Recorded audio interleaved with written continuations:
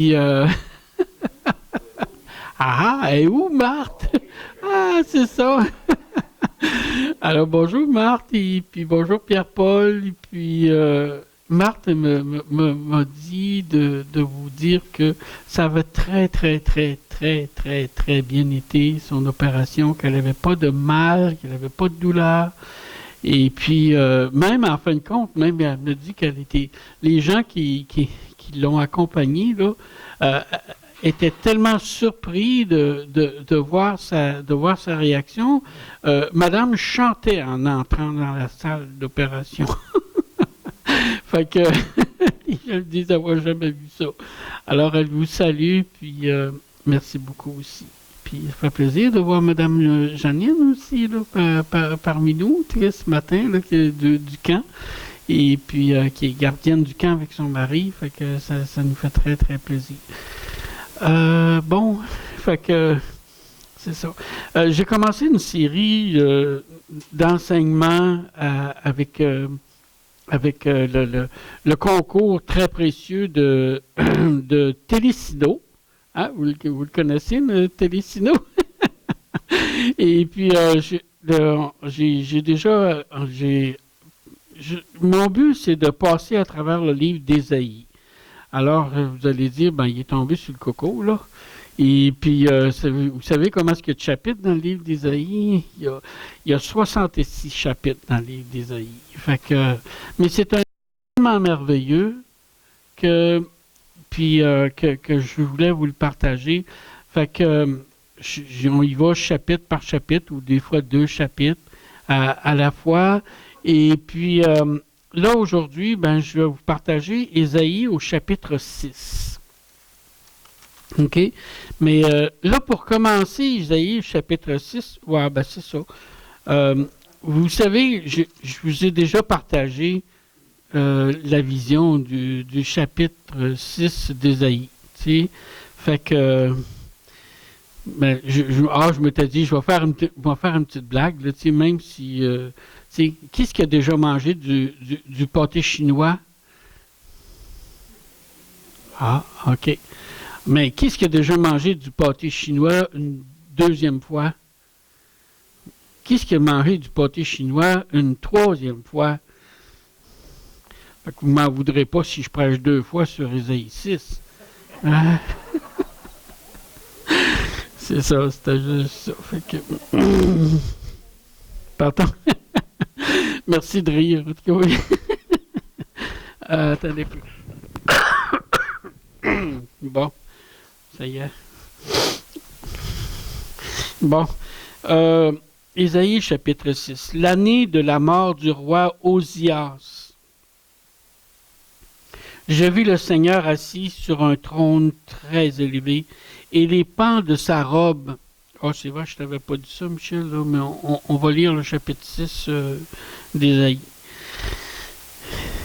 L'année de la mort du roi Osias, je vis le Seigneur assis sur un trône très élevé, et les pans de sa robe remplissaient le temple.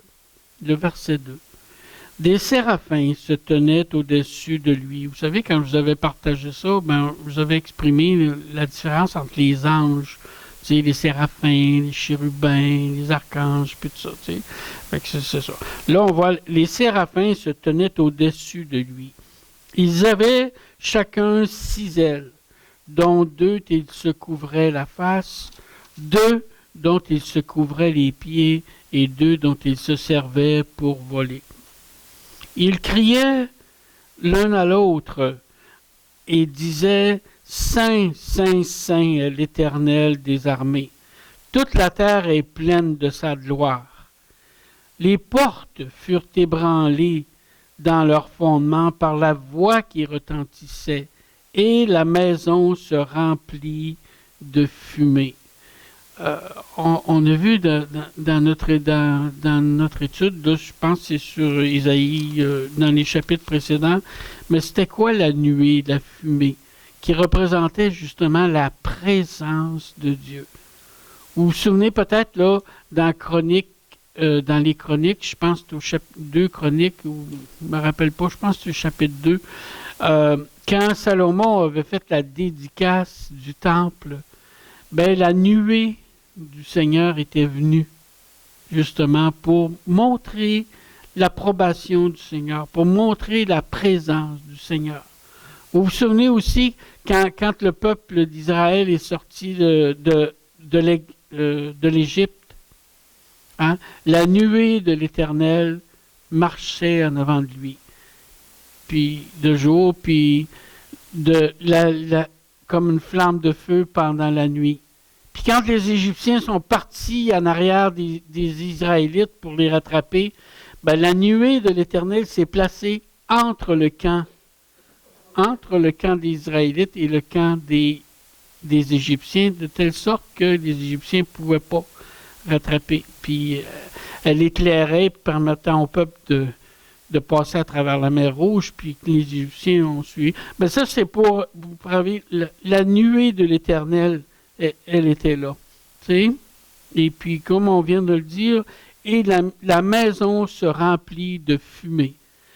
Alors, on voit ici l'appel d'Ésaïe au ministère.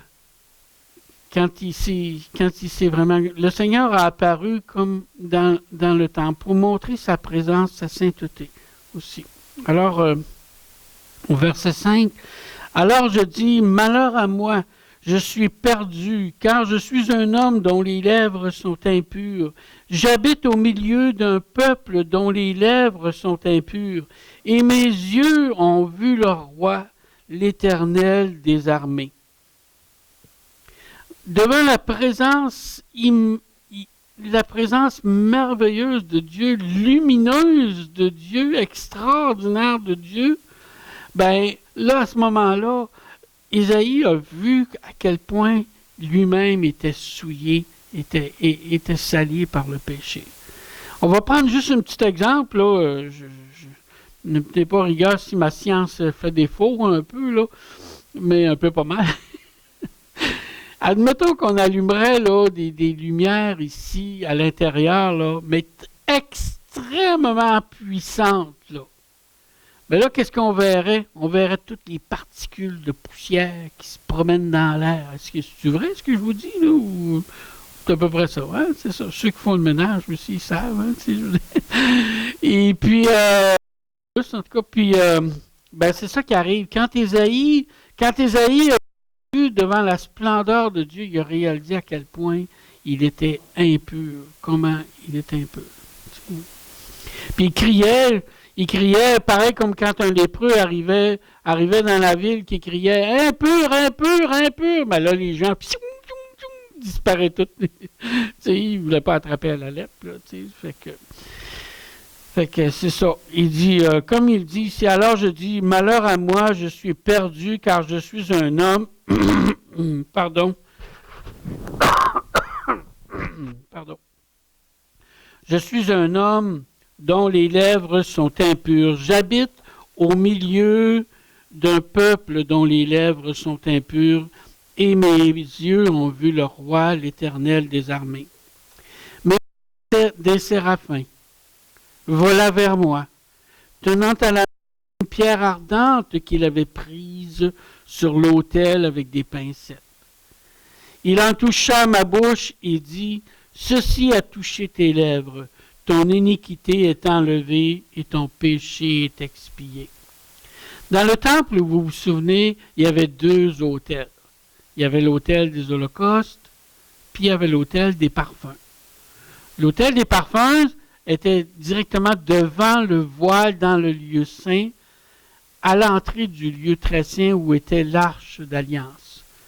Puis l'autel des parfums signifiait la prière des enfants de Dieu. Tu sais? Mais probablement qu'ici, quand il parle qu'il a pris une pierre sur l'autel avec des pincettes, il fait référence à l'autel des holocaustes, où on offrait des sacrifices pour se purifier du péché. Et puis, c'est pour ça que l'ange lui dit, il toucha ma bouche, il dit, « Ceci a touché tes lèvres, ton iniquité est enlevée, ton péché est expié. » Tu Tu veux-tu fermer le micro? Je vais me dérhumer.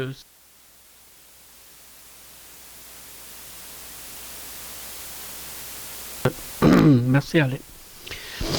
Alors, devant la présence de Dieu, ça fait penser, tu sais, que il voulait être Dieu, voulait le purifier pour qu'il puisse parler. Et puis bon.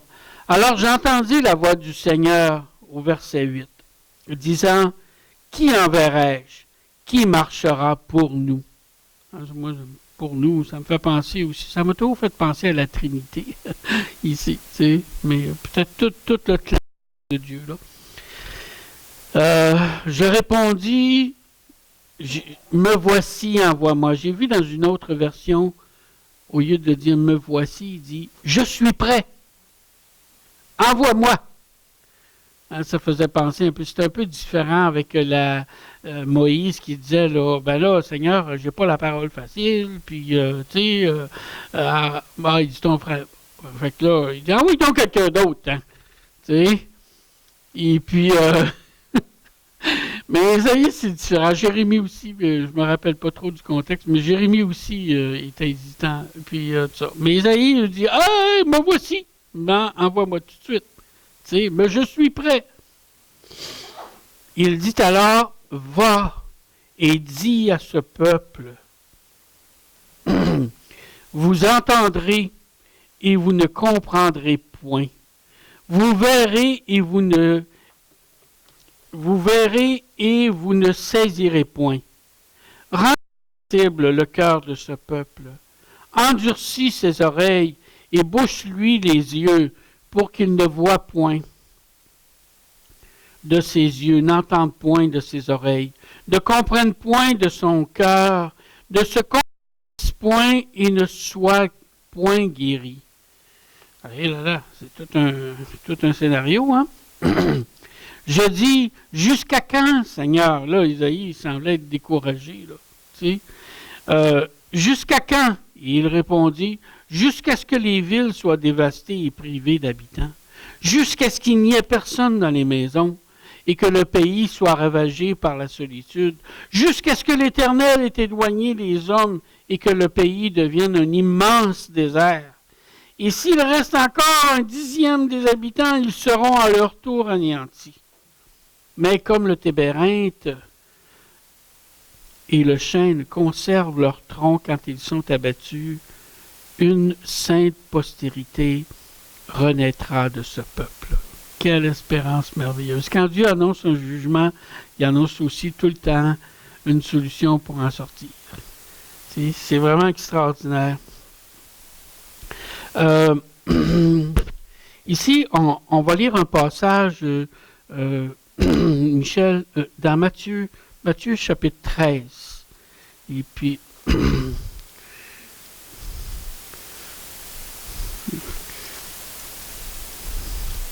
Michel, parce que c'est lui qui est à la console, là, puis Alain aussi, puis Yves aussi, puis on a une belle équipe là, pour travailler.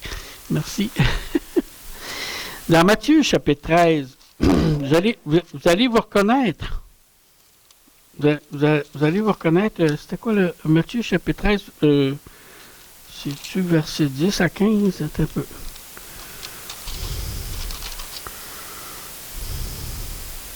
Oui.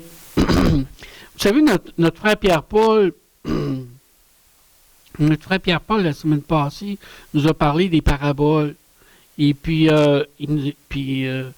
il a cité ce passage-là. Mais ce passage-là, ici, qu'on va lire, là, maintenant, là, ben, on vient de le lire dans Isaïe. Okay? Puis c'est pour ça que je vous ramène dans Matthieu. Regardez à partir du verset 10. Il dit au chapitre 13, verset 10 de Matthieu. Il dit, les disciples s'approchèrent et lui dirent, pourquoi leur parles-tu en parabole? Jésus leur répondit, parce qu'il vous a été donné de connaître les mystères du royaume des cieux et que cela ne leur a pas été donné. Car on donnera à celui qui l'a, il sera dans l'abondance. Mais à celui qui n'a pas, on ôtera même ce qu'il a. C'est pourquoi je leur parle en parabole, pour qu'en voyant, reconnaissez-vous là, les paroles, là? Pour qu'en voyant, ils ne voient point, et qu'en entendant, ils n'entendent ni ne comprennent. Et pour eux s'accomplit cette prophétie d'Ésaïe. Vous entendrez de vos oreilles et vous ne comprendrez point. Vous regarderez de vos yeux et vous ne verrez point. Car le cœur de ce peuple est devenu insensible. Ils ont endurci leurs oreilles et ils ont fermé leurs yeux, de peur qu'ils ne voient de leurs yeux, qu'ils n'entendent de leurs oreilles, qu'ils ne comprennent de leur cœur, qu'ils ne se convertissent et que je ne les guérisse. Mais heureux sont vos yeux. Voyez-vous, on reconnaît ici cette même... Quand Jésus a parlé en parabole, puis cette prophétie que Ésaïe avait dit, c'est accompli avec Jésus. Pourquoi? Ben pourquoi qu'on pense que tu rends insensible le cœur, puis dans Ésaïe, au verset 10, puis dans Matthieu, chapitre 13, verset 15, il dit, ils ont endurci leurs oreilles, et ils ont fermé leurs yeux.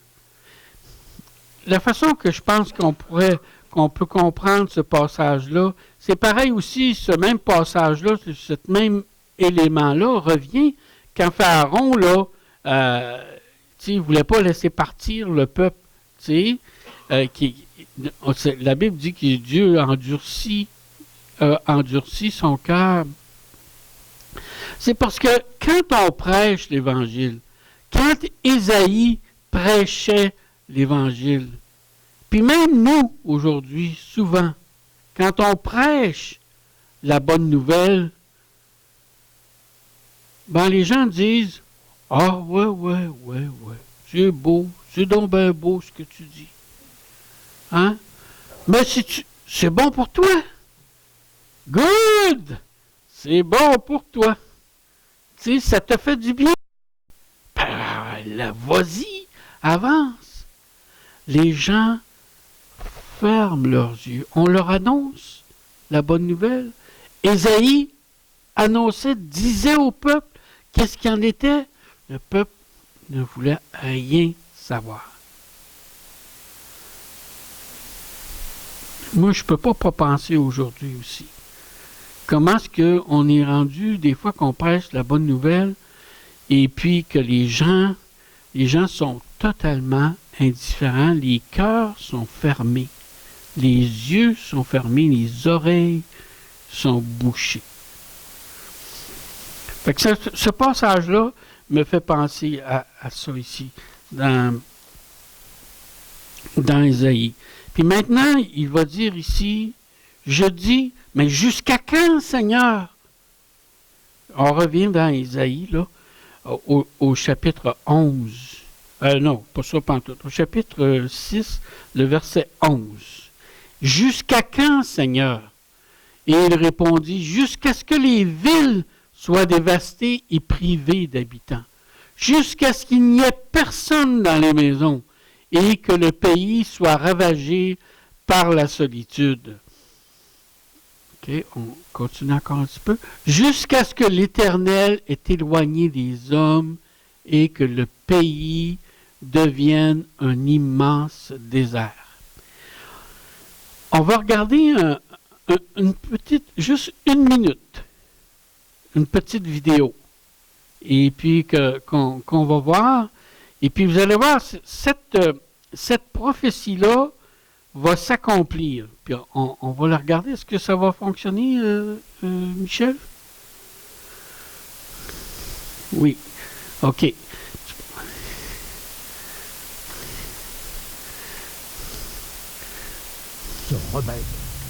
Ce gouverneur, Nabopolassar, d'origine chaldéenne, écrasera le fils d'Ashurbanipal et abattra l'empire assyrien en s'associant au peuple Mède, qui connaît un essor remarquable.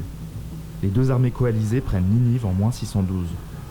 Mais les résistances sont encore nombreuses. Les Assyriens se réfugient et leurs alliés égyptiens leur portent secours. Le fils de Nabopolassar, Nabuchodonosor, conduit les armées babyloniennes. En moins 605, la bataille de Carchemish met fin à tout espoir de renaissance assyrienne et réduit considérablement l'influence des Égyptiens. Le jeune prince devient roi, sous le nom de Nabuchodonosor II, et va porter au firmament la gloire de Babylone. Territorialement, il s'étend vers l'ouest, et passe la majeure partie de son règne à mater des rébellions en Judée. Il assiégera par 2 fois Jérusalem, détruira le temple de Salomon, et déportera une immense partie de la population hébreuse à Babylone. Événement considéré comme le point de départ de la diaspora juive. Okay. Merci. Bon, on va le regarder de nouveau. OK? Vous avez vu là la prophétie d'Ésaïe qu'on vient de lire, quand le jugement de Dieu, là, il dit jusqu'à quand? Mais il dit jusqu'à ce que les villes soient dévastées et privées d'habitants, jusqu'à ce qu'il n'y ait plus personne dans les maisons et que le pays soit ravagé par la solitude, jusqu'à ce que l'Éternel ait éloigné des hommes et que le pays devienne un immense désert. Quand Isaïe a prononcé cette prophétie-là, c'est 150 ans à peu près plus tard qu'elle s'est accomplie. Okay.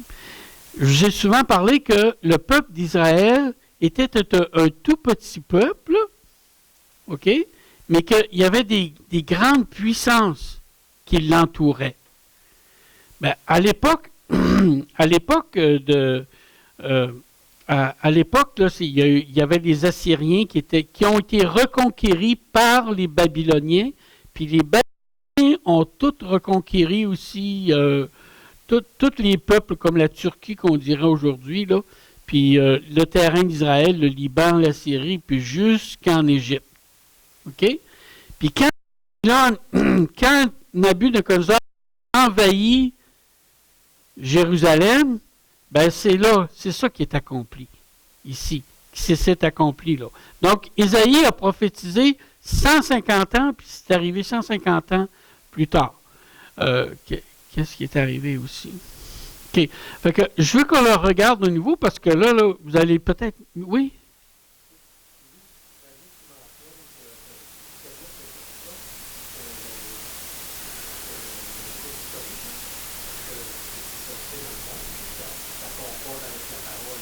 Oui, c'est ça. C'est ça. Ben, c'est parce que là, il y en a quelques-uns qui reconnaissent ça. Cette semaine, on l'a regardé ensemble. Cette vidéo-là, c'est une petite vidéo qui parle de l'histoire. OK? Mais vous savez, la Bible en soi-même ne s'intéresse pas à l'histoire du monde. Mais elle en parle. Elle en parle un peu. Puis que souvent, on voit... Voyez-vous, on voit l'histoire du monde un peu à travers le canal de l'histoire biblique. Mais là, cette vidéo-là, tu es en train de nous montrer la vue sur Israël, mais à partir de la vue du monde. C'est deux façons de voir différentes. C'est pareil comme si je vous regarde de même, puis là, je m'en vais en arrière, puis je vous vois tous de un autre point de vue. C'est les mêmes personnes, mais c'est un autre point de vue aussi qu'on voit ensemble. Fait que Ésaïe avait prophétisé qu'à cause que le peuple ne voulait pas se repentir, que le jugement de Dieu viendrait. Mais regardez, il est venu, on va le revoir ensemble aussi. À la minute 11:30, hein, c'est ça, là, jusqu'à 12:30. Se rebelle. Ce gouverneur, Nabopolassar, d'origine chaldéenne, écrasera le fils d'Ashurbanipal et abattra l'empire assyrien en s'associant au peuple Mède, qui connaît un essor remarquable. Les deux armées coalisées prennent Ninive en moins 612. Mais les résistances sont encore nombreuses. Les Assyriens se réfugient à l'ouest, et leurs alliés égyptiens leur portent secours. Le fils de Nabopolassar, Nabuchodonosor, conduit les armées babyloniennes. En moins 605, La bataille de Carchemish met fin à tout espoir de renaissance assyrienne et réduit considérablement l'influence des Égyptiens. Le jeune prince devient roi, sous le nom de Nabuchodonosor II, et va porter au firmament la gloire de Babylone. Territorialement, il s'étend vers l'ouest, et passe la majeure partie de son règne à mater des rébellions en Judée. Il assiégera par 2 fois Jérusalem, détruira le temple de Salomon, et déportera une immense partie de la population hébreuse à Babylone. Événement considéré comme le point de départ de la diaspora juive.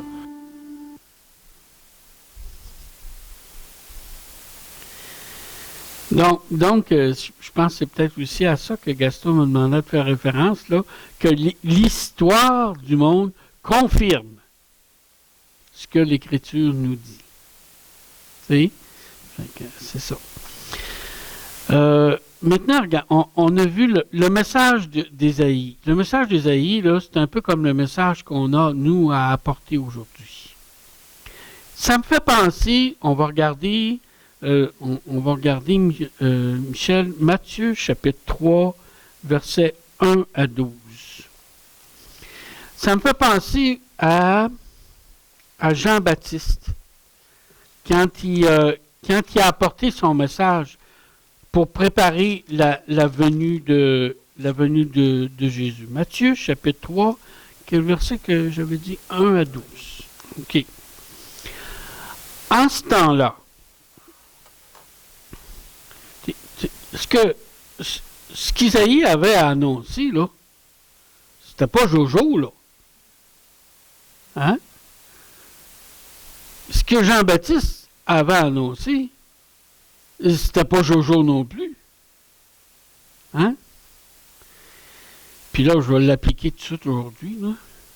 Ce qu'on a annoncé aujourd'hui, là, c'est pas Jojo non plus.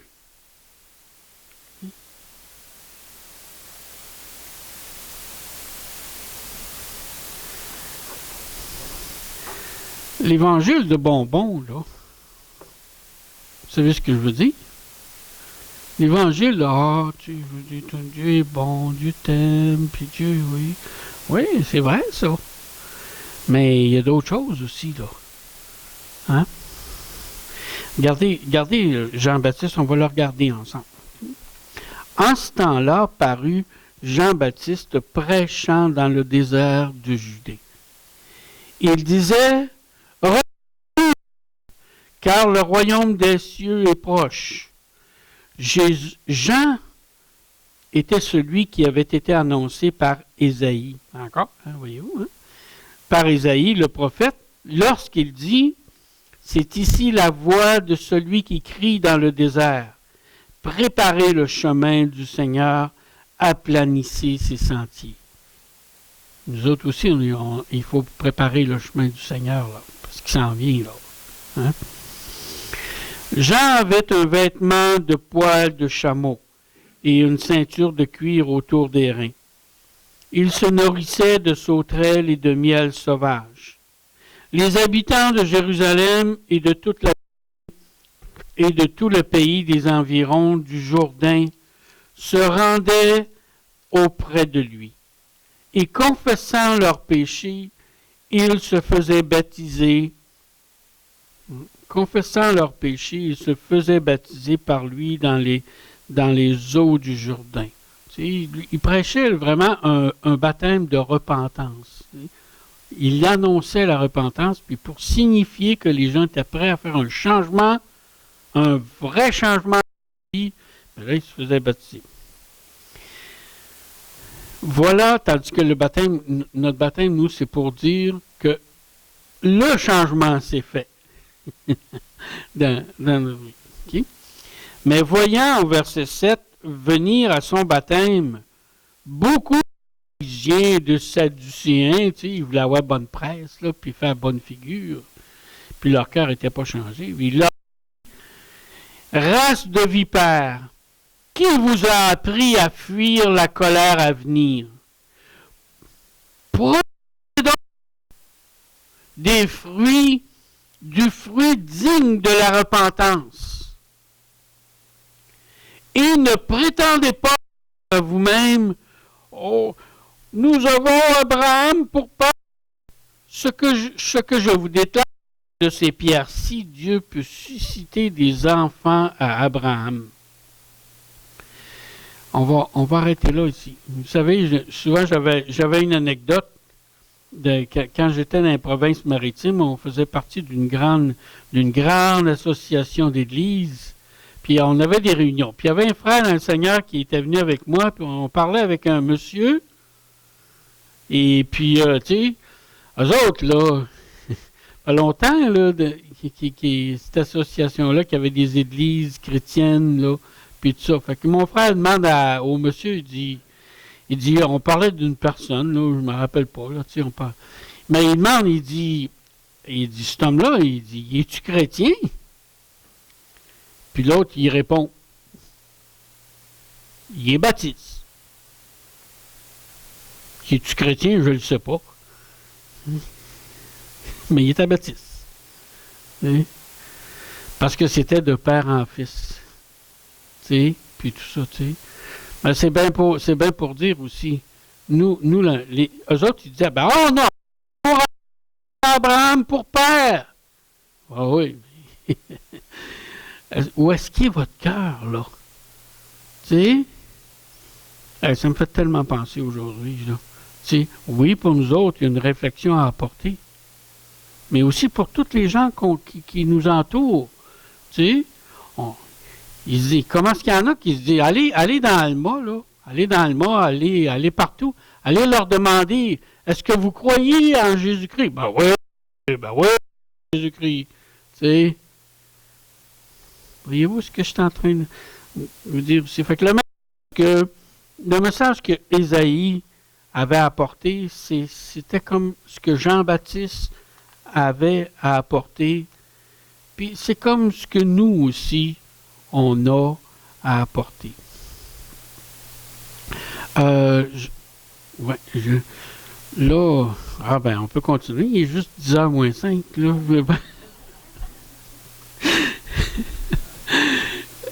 C'est ça. Est-ce que Catherine, irais-tu me chercher? J'ai des petits livres dans mon sac, là, sur mon. J'ai oublié de le prendre, puis tout ça. Fait que là, ça me fait penser que l'éclat de la présence de Dieu nous permet de nous réaliser que combien est-ce qu'on est souillé. Puis nous autres, le Seigneur nous dit, oui, s'il te plaît. Puis le Seigneur nous dit, nous autres, que le sang de Jésus, merci, que le sang de Jésus nous purifie de toute iniquité. Comme Ésaïe avait été purifié là, par la pierre qui avait été prise sur l'autel, tu sais, ben nous aussi, le sang de Jésus nous a purifiés de toute iniquité. Maintenant, on doit continuer à marcher justement dans la sainteté. J'aimerais vous laisser avec un passage de ce petit livre-là que je vous avais offert il y a quelques semaines de ça. C'est des biographies. Juste des petites biographies. S'il y en a qui ne l'ont pas eu, là, ça se lit, ça se lit comme rien. J'en ai d'autres, là. S'il y en a qui ne l'ont pas eu, là, c'est votre cadeau de Noël que je vous offre, là. Tu sais, je vous dis, c'est... fait que...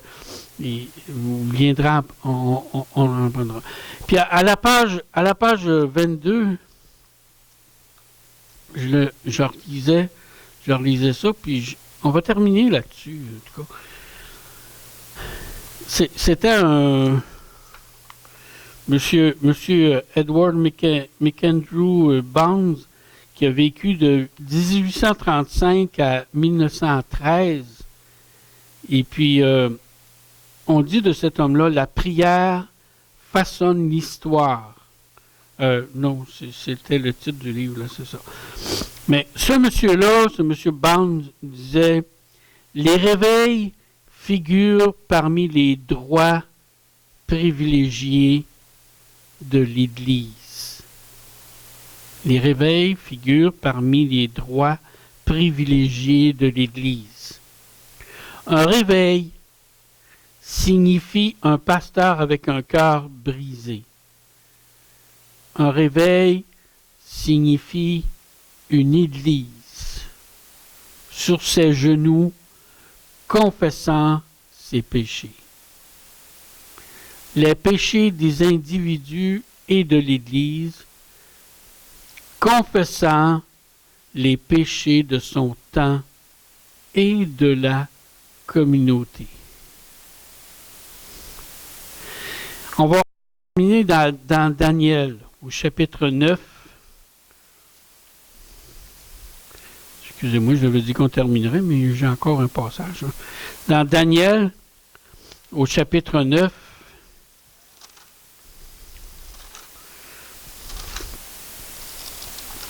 puis je me disais, là, avant de lire Daniel, là, vous savez, comment est-ce que c'est rendu que c'est pas facile, là, tu sais, d'annoncer la repentance aujourd'hui, là.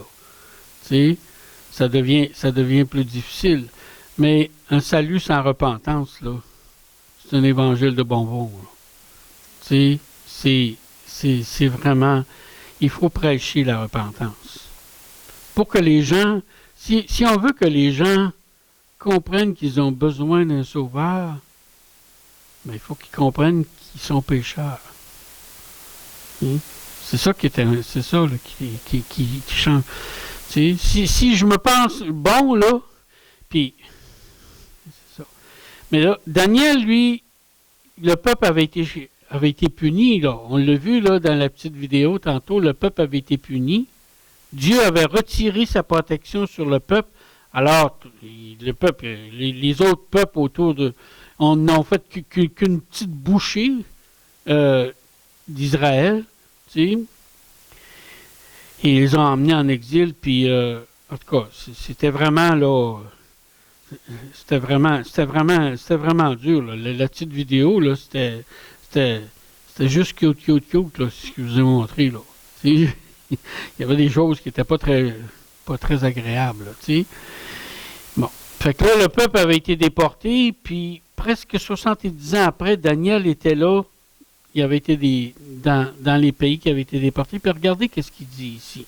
Daniel au chapitre 1, le verset 1 à 5 et le verset 20. La première année de Darius, fils d'Assuérus. OK. Là, les Babyloniens ont même déjà été vaincus par les Assyriens. Puis là, on est rendu dans le pays des Assyriens. Puis Daniel était rendu là. La première année de Darius, fils d'Assuérus, de la race des Mèdes, les Mèdes et les Perses, là, lequel était devenu roi du royaume des Chaldéens, il avait gagné là, contre eux autres. Là. Bon, la première année de son règne, moi, Daniel, je vis par les livres, il devait lire le prophète Jérémie à ce moment-là, qu'il devait s'écouler 70 ans pour les ruines de Jérusalem, d'après le nombre des années dont l'Éternel avait parlé à Jérémie le prophète. Je tournai ma face. Alors, regardez bien l'attitude de Daniel ici. Là. Je tournai ma face vers le Seigneur Dieu afin de recourir à la prière et aux supplications en jeûnant et en prenant le sac et la cendre. Je priai l'Éternel, mon Dieu, et je lui fis cette confession. Seigneur, Dieu grand et redoutable, toi qui gardes ton alliance et qui fais miséricorde à ceux qui t'aiment et qui observent tes commandements. Je relis le verset 4. Je prie l'Éternel, mon Dieu, et je lui fis cette confession. Seigneur, Dieu grand et redoutable, toi qui gardes ton alliance et qui fais miséricorde à ceux qui t'aiment et qui observent tes commandements. Nous avons péché. Voyez-vous comment est-ce qu'il s'identifie, là? Il s'identifie à ce qui se passait dans le peuple. Tu sais, Daniel, est-ce qu'il y avait des idoles? Ben non. Mais il s'identifiait. Puis nous aussi, là, on peut, quand on prie pour toute notre population, puis pour tout ce qu'on parlait tantôt des lois et puis des gens qui ont toutes sortes de problèmes, nous aussi, on s'identifie, on prie pour ça. Nous avons péché et nous avons commis l'iniquité. Nous avons été méchants et rebelles. Et nous sommes détournés de tes commandements et de tes ordonnances. Et pensez-vous que c'est pas vrai pour nous autres aujourd'hui, ça? Hein? Puis le verset 20. Je parlais encore, je priais, je confessais mon péché et le péché de mon peuple d'Israël, et je présentai mes supplications à l'Éternel, mon Dieu, en faveur d'Alma.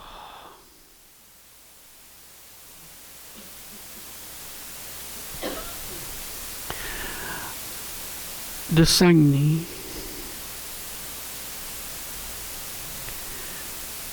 De Québec.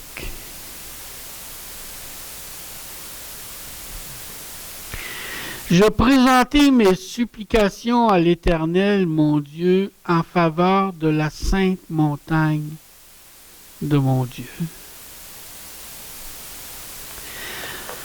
Alors nous aussi, il faut vraiment, comme je vais relire ce que monsieur, comment est-ce qu'il s'appelle là?